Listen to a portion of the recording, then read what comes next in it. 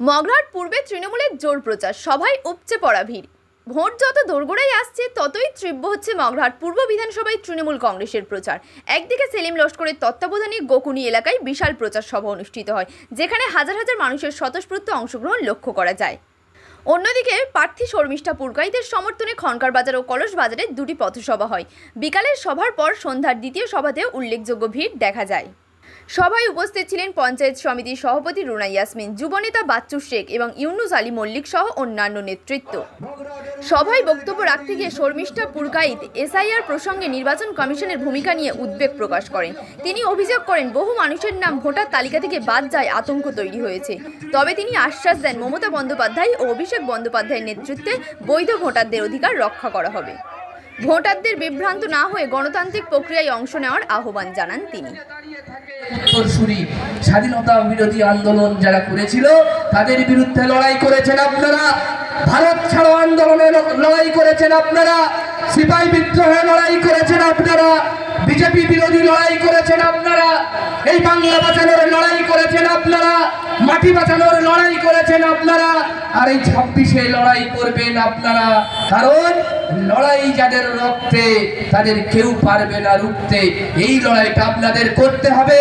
আর যারা আপনাদের সামনে দাঁড়িয়ে ধমকাবে চমকাবে বিজেপির নেতারা কিংবা সিপিআইএম কংগ্রেসের নেতারা, তাদের বিরুদ্ধে কিন্তু জেহাদ ঘোষণা করার দরকার নেই।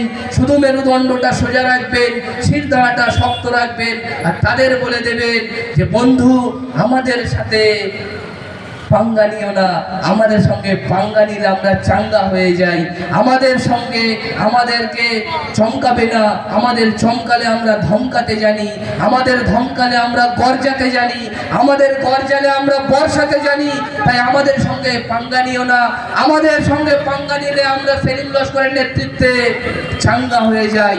আর আমরা যদি চাঙ্গা হয়ে যাই, বিজেপির মতো সর্বভারতীয় শক্তিকেও আমরা রাজনৈতিকভাবে ন্যাঙ্গা করে দিতে পারি। তাই এই বিজেপিকে ন্যাঙ্গা করে দেওয়ার, রাজনৈতিকভাবে ন্যাঙ্গা করে দেওয়ার এই প্রতিশ্রুতি নিতে হবে আমাদের এই সংকল্প যাত্রার এই একখণ্ড মঞ্চ থেকে। আপনারা তৃণমূল কংগ্রেসের সৈনিক, আপনারা তৃণমূল কংগ্রেসের শুধু ভোটার নন যে আপনাদের একটা একটা করে বোঝাতে হবে, আমাদের থেকে বেশি জানেন আপনারা।